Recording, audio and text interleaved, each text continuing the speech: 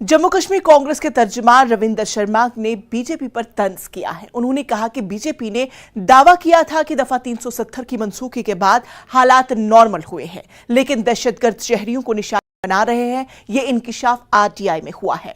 उन्होंने इन हलाकतों के लिए बीजेपी को जिम्मेदार ठहराया है।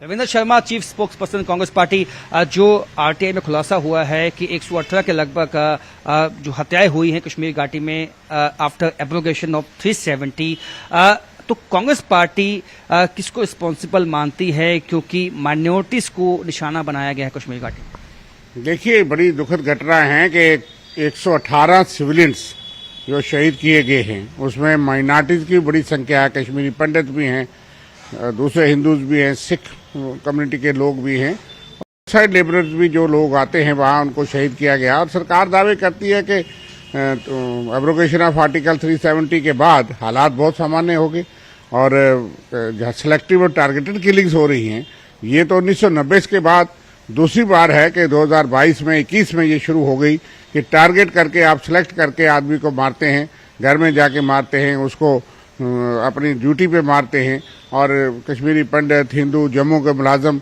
ये तमाम जो है बाहर के जो लोग काम करने आते हैं, ये पहली बार देखा गया है कि इस तरह से जो है 30 साल के बाद टारगेट करके आप माइनॉरिटीज को, बाहर के लोगों को, जम्मू के मुलाजमों को, उन लोगों को करते हैं। और दूसरी बात ये बताता है कि एक बड़ी संख्या, अगर उसमें एक संख्या माइनॉरिटीज की है तो एक बड़ी संख्या जो है वो वहाँ के लोकल मुस्लिम समुदाय के लोग भी हैं।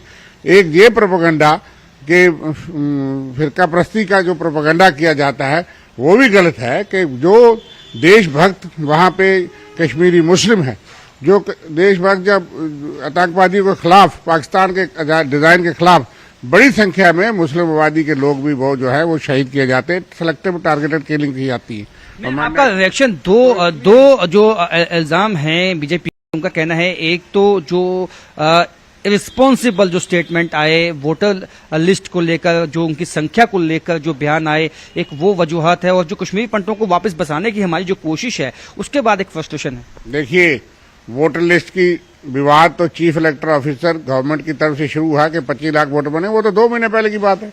ये किलिंग तो पिछले 1-1.5 साल से टारगेट करके किलिंग्स हो रही हैं। इसलिए बीजेपी बेबुनियाद बातें करती है। एक तो टोटल फेलियर है।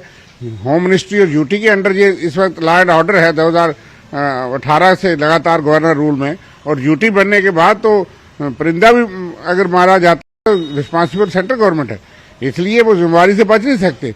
और दूसरी बात जो आप कहते हैं, 2007, 8, 9, 10, 11, 12 में जो लोग कश्मीरी पंडित, माइनॉरिटीज और जम्मू के लोग वहां मुलाजिम लगे थे, वो 12-12 साल तो 10-10 साल तो उनको कोई किसी ने टच नहीं किया। वो तो किराए पे भी रहते थे। आज तो माले मकान भी डरते हैं। उन्होंने उनके हाथ जोड़ करके कहा और उन्होंने बयां की है ये बात नंगे पांव मार्च करके कि अब खतरा क्यों बढ़ा। आपने 370 के बाद जो राग लाप रहे हो पूरे देश में कि 370 खत्म किया तो हालात सामान्य हो गए। मैं ये क्यों ना कहूं कि भाजपा की जो पब्लिसिटी स्टंट है या ये कहना है, उसकी माइनॉरिटीज और वहां इनोसेंट टारगेट हो रहे हैं। जो आप पूरे देश में और दुनिया में ये बता रहे हैं कि 370 बीमारी थी जिसका खत्म करने से, स्टेट का दर्जा खत्म करने से हमने आतंकवाद को खत्म कर दिया। मैं कहता हूं इसके रिएक्शन में वहां जो लोग हैं, आपने उन लोगों को और के बाहर के लोगों को बचाएंगे, जो मजदूर और जो लोग वहां हैं उनको टारगेट करवा रहे हैं। ये सरकार की और बीजेपी की नीतियों की वजह से वो टारगेट हो रहे हैं।